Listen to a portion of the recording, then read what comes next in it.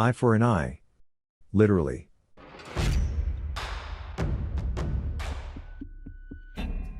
If you like true revenge stories, you found the best place for your vengeful needs. In this episode, bullies inflict pain on their victims and enjoy this. They also enjoy this if they receive it back? Let's find out. We start off with a bridezilla surrounded by vengeful friends. Followed by a bully who sleeps with his victim's girlfriend. Assistant takes advantage of a disabled girl and abuses her. Lastly, a bully beats up someone with mental health issues, but meets his anti-hero. Before we start, be sure to give Uncle Royal AI some sugar with the like button. Naturally, viewer discretion is advised. These revenge acts might be disturbing to snowflakes. I went to a sort of pre-bachelorette party for a sorority sister, who I hadn't seen in a while and who turned out to be a complete bridezilla. One of our other friends from college is pregnant from a one-night stand and does not know who the father is but is keeping the baby. Bridezilla figured out that she is going to be about 8 months pregnant at the wedding and wouldn't let her be a bridesmaid. She was really nasty and called her a tramp and said she should have gotten an abortion. The girl got really upset and left. Almost everybody else did too. One of the girls out partying with us is a nurse practitioner. She invited the remaining girls back to her apartment. I don't know what she gave Bridezilla, but she was out cold really fast. That's where it got really weird. I had had way too much to drink and crashed on the couch when the other girls left. I woke up a couple of hours later looking for the bathroom, and I walked in on the nurse and Bridezilla. Bridezilla was still out cold, but the nurse had her naked from the waist down and on the bed with a bunch of pillows under her and her legs spread like she was giving her a gyno exam. I then saw her hold something up and laugh and I realized what she had just done. She had removed Bridezilla's birth control. I got really upset at first and started yelling at her that she was a psycho, so she just flushed it down the toilet and reminded me that if I said anything, Bridezilla would probably have both of us arrested. I realized she was right, of course. And it didn't help I was really drunk. When she saw I was backing down, she laughed and explained that her birth control was the copper kind, with no hormones to stay behind in her body to prevent ovulating and that with any luck Bridezilla would be showing a baby bump by her wedding day. At first I was going to keep my mouth shut, but I had second thoughts and felt guilty and tried to contact Bridezilla later to warn her somehow, but she wouldn't return my calls and texted me that she was angry at me for inviting our pregnant friend out that night. She texted some really nasty things about her. So I decided Bridezilla really deserved what was coming to her. But I didn't want to bring an unwanted baby into the world. I spread a rumor that she had gotten really drunk that night and told us she was getting her birth control removed, because she wanted to make sure her fiancé was on the hook with a baby just in case he got cold feet before the wedding. Word got back to him, and he insisted on checking for her strings himself and then dragging her to the walk-in clinic when he couldn't feel them. By the end of her exam the wedding was off. Word is she just got a D and C. So not only did we get revenge on her for being a total doo-doo, we also saved a nice guy from a bad marriage. I sexy timed his brains out last weekend. He deserved it, and so did she. I have had an on-off again relationship with this girl since junior high. We've constantly been in each other's lives, even to this day we still talk. Let's call her Lucy. I thought I was in love with her. Shocker, I wasn't. But in high school things got pretty serious between us. The more serious we got, the worse we treated each other when we fought. It was the most toxic relationship I have ever been in, but we're actually great friends now. At the time I was working stock crew at the mall toy store. Sometimes it was an early morning shift, sometimes it was overnight, so my sleep schedule was all messed up. We were dating and sleeping together pretty regularly my entire senior year. She had her circle of friends and I had my own. They rarely intersected. Enter Prick Kyle. Your typical bully. Now Prick Kyle gave a bad name to all other monster-chugging, drywall assaulting Kyles. He was physically and mentally abusive to his girlfriend, who became his wife later on. He manipulated his friends into letting him walk all over them. Got one girl hooked on pills after he got her pregnant so she would be forced to give the baby up. Just a next level scumbag. Kyle was a part of both our circles. He was friends with a few acquaintances I had, Lucy was pretty close to his girlfriend.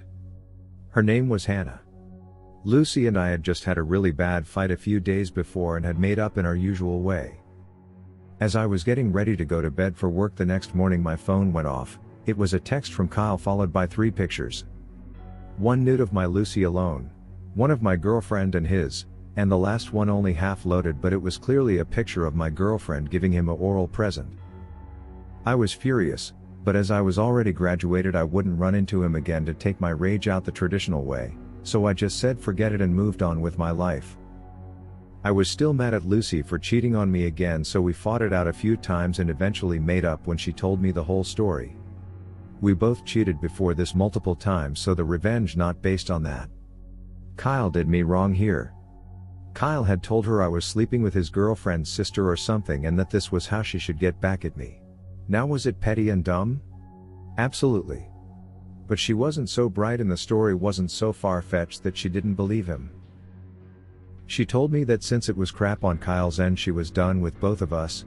We went on with our lives. A few years go by. Lucy has moved to another state, but we still keep in touch, and out of the blue, Kyle's wife hits me up on the Book of Faces. Seems karma didn't forget about me. We talk about how life has been and whatnot, where we live and such. Turns out she's just down the street from me. We keep talking every so often when she texts one day asking for a favor. I'm not working that day and bored out of my mind, so I oblige and run a pack of smokes down to her, since she's out and can't get more because of her kid. I get to her apartment and we hang out for a bit talking. We head out to the patio for a cigarette, and in the daylight her shirt is almost completely see-through. I make a offhand comment about it and without a second thought she pulls her shirt off. We go back inside and go to town on each other on her and Kyle's bed. We keep the affair going a few weeks, then just kinda stop. At this point I felt my revenge was complete. I had this guy's wife on his bed and he won't know till they get into another huge fight. I wipe my hands of the drama and go about my day. Fast forward another few years, my band had just finished a huge show before we went on tour, and as I'm doing the meet and greet thing at our merch booth, I get a Facebook message from Kyle. Kyle was in the hospital. He said it was serious and had a question. Did you ever spend time with my wife? I'm looking at this text thinking of all the ways I could mess with his head, but decided to probe a little by saying, I think that's something you should ask her first. He replies, I did and she told me something happened at our apartment. I need to know if it's true. So I think for a second and send him 2 pictures we took, one of her giving me an oral present, and one of the aftermath. He just replies with, thanks, and blocked me. I think good, now the prick knows what it feels like, and go about my merry. But this story isn't done yet, friends, not by a long shot. See, unbeknownst to me, Kyle and his wife had another kid around 9 months after our affair, and it wasn't Kyle's. From the pictures it was obvious that we didn't use protection and there was no pull-out game. So he immediately suspected it was mine. Hannah knew better since she was already pregnant when we started, but just barely. Kyle viewed me as his enemy ever since high school because I stole all of his friends. So knowing that he was raising the child of someone he hated just burned him up inside. He turned to hard drugs and became a raging alcoholic, tried to get information on where I lived and kept trying to get revenge on me for all of this, but failed miserably, lost his job, his family, what few long-time friends he had. Basically his life just crashed around him. About 2 years ago I reconnected with another ex from high school and she told me the aftermath, what Kyle tried to do, what ended up happening to his life. Hannah took him for everything in their divorce. Last I heard he's locked up for robbing a liquor store while carrying methamphetamines and a loaded pistol, which landed him in for about 12 years. I was born with cataracts that later became glaucoma when I turned 5. After some years something happened that caused me to lose all vision in my left eye. This meant that I needed an assistant for the rest of my education. So when I was starting middle school, my parents found an assistant to help me with moving around my school. I'll call her Ella for simplicity's sake. Ella was friendly to me and my parents, so they didn't have to worry.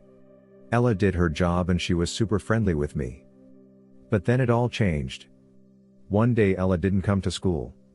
She called my dad saying that she got in an accident on the road. It was fine, She got in accident, but it wasn't her fault. I spent the first 2 weeks of school trying my best to explain to all teachers why I couldn't write the homework and kept giving a convincing argument. I walk around bumping into every wall and person, because she would leave me alone. On top of that, Ella became more and more hostile as the months went by. She then began telling me awful things about my appearance, my personality, and she even talked doo-doo about my parents to other teachers who were just as scummy and unprofessional as her. The only reason why I didn't say anything was because she made me think that doing so would get me expelled. Me being a stupid 13-year-old, I believed her. Needless to say, I was miserable. The straw that broke the camel's back was the day where she was so angry that she physically abused me. She slapped me. I had enough. I told my dad about everything. The absences, the slander, everything. When I told him, he went absolutely apeshit and we went straight to the principal. After telling her everything that happened, we found out that Ella was present to write herself up as present, but she never arrived to help me. We also found out that she had faked most of her reasons for absence. After a long investigation that took 2 years to actually prove, we took Ella to court. I only had to testify every single detail of what she did and what she said. Long story short, we won that case and Ella went to prison for 3 years. After word got out of what Ella did to me and my family had heard that her friends and family basically disowned her. She also lost the remaining custody of her kids, which went directly to her husband, who works as a vendor that passes by my school. Ella became forgotten garbage. It's been almost a whole year since Ella went to prison, but I sometimes still hear all the terrible things she said. Thanks to her, I'm scared to make decisions because I can't get her words out of my mind. I'm going to start school soon. Maybe I'll finally get that demon woman out of my head. I started seriously learning how to use a cane for blind people now though. For context, this unbelievable story takes place long before I was born. My father told me these stories many times when I was younger. My father wasn't a witness to these acts, but his friends told him the story very detailed, since they were there when it happened. The story took place when my dad was in his late teens or early 20s. There was this guy, Daniel, who was mentally challenged. Occasionally he was able to successfully understand the situation around him, but the majority of the time, he couldn't. Because of that, his friend group constantly protected him, not out of pity, but because they genuinely cared about him. So Daniel was in a bar with a large group of his friends. In comes a jerk named Cage, who decided he didn't like Daniel's mental issues, and decided to poke fun at him. Daniel's friends all forced Cage to back off, but Cage's friends were there too, and they were taller than they were, so they were a bit intimidated. Although they kept close, just in case things went south, and they assumed a verbal assault would be the furthest that this would go. How wrong they were.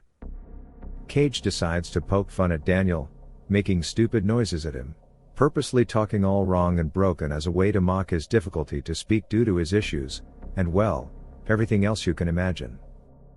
But like I said, Daniel, most of the time, wasn't able to pick up the things around him, and thus, wasn't fazed by the insults, since he couldn't really understand what was going on. This seemingly upset Cage, who then resulted in beating the ever-loving hell out of Daniel. Daniel's friends immediately tossed aside their intimidation of Cage's friends and tried to stop him, but were restrained by Cage's friends while poor Daniel was defenseless against Cage's beating. 2 minutes later, Cage stops the beating, laughs at Daniel and kicks him one last time before leaving with his buddies. Daniel's friends take him away to a hospital and inform his parents and older brother. Daniel's brother, we'll call him Vin Johnson. Why? Because, if you take Vin Diesel and Dwayne Johnson, fuse them together. That's Daniel's brother. That's how buffed and jacked he was. He went full Papa Bear mode, seeing red at his beloved little brother being beaten to a pulp and demanded to know who did it, and Daniel's friends informed him, and Vin immediately returned to the bar a day later. I was told this part so many times, and this is what happened and were his exact words. He literally kicked the door open and loudly, and aggressively, asked, "Who the fuck beat my brother up yesterday? Which one of you fuckers did it? Start talking or I'll tear this place piece by piece." Despite Vin's Hulk-like stature and Darth Vader levels of deep voice, Cage wasn't scared and smugly walked up and told him, "I did. What you gonna do about it?" Without less than a millisecond later, Vin punched Cage so hard he actually flew back a couple feet. Vin stomped over to Cage and continued to beat him up. He stood above a fallen Cage and rained punches like those you see in movies. Then, he picked him up and threw him into a wall, before grabbing him by the hair and smashing his head onto the pool table several times. Finally, Cage's friends interfered, although they were all beaten up by Vin. Seriously, it was like 5 versus 1, yet Vin whooped their asses. According to my father, whose friends were there and were watching the whole thing, Vin took 2 of Cage's friends, lifted them both up with one hand each by the throat and smashed their heads onto a glass portrait, knocking them both out instantly and leaving them with several cuts from the falling glass. Then, Vin finished off Cage's remaining friends before returning his attention to Cage himself, who was literally dragging himself across the floor in fear, and as Vin grabbed him by the collar of his shirt, Cage begged him to stop, but Vin sarcastically asked him if his little brother Daniel also begged him to stop, and Vin continued to beat the doo-doo out of him. Even after Cage was knocked out, with his face covered in blood, and a few teeth knocked out, Vin continued to beat him up, and was only stopped by Daniel's friends, who told him to stop, otherwise he could kill him. Vin actually responded with, "I still don't see the problem." The bartender was watching, but knowing what a piece of doo-doo Cage was, decided not to do anything. Yep, Cage was that much of an prick, but since he paid for beer almost every day, the bartender wouldn't throw him out.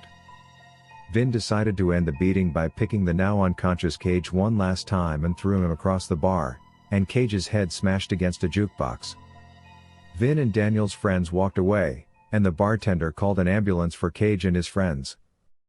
A few weeks later, Daniel was dispatched from the hospital and only suffered bruises, but was overall alright. When Daniel's friends returned to the bar sometime later, they asked the bartender if he knew what happened to Cage and his friends, and the bartender actually knew almost everything that happened. Apparently, Cage's parents decided to find out what actually happened. Since one of Cage's eyes had suffered so much damage, he actually became blind in one eye, and asked for security footage, but the bar didn't have cameras, so there was nothing. However, the bartender actually came clean and told them all that happened, and what Cage had done to deserve the beating. Surprisingly, the parents were not entitled and understood the situation and asked the bartender to tell Vin and his family they were sorry for their son's behavior. They promised to update him on Cage's future to inform Daniel's family about Cage's punishment. Then, according to the bartender, Cage's parents refused to take him back home, and literally threw him out on the streets, telling him that if he was willing to beat a defenseless person, then he too shall become defenseless without support from his family. Cage became homeless. His friends abandoned him and became a loner. One day, Vin actually passed by Cage while driving his car, and since it had been a day after a rainy day, there were water puddles around, and Vin purposely drove over one, which splashed over to Cage, making completely soaked in dirty water.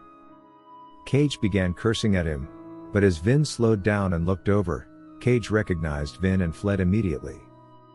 Not too long after, Cage was arrested for trying to steal food off a local market, and his parents actually further added to his sentence over the beating he gave to Daniel, making Cage spend some good quality time in jail. After getting out, however, Cage was finally allowed to go back home, but had to live with restrictions until he got himself a job, a house of his own, and could support himself. Thank you for enjoying this episode, which was made with artificial love. Subscribe or give Royal AI some sugar by avenging the like button. Could you imagine doing one of these acts yourself? Share your experience below. I'll join the conversation.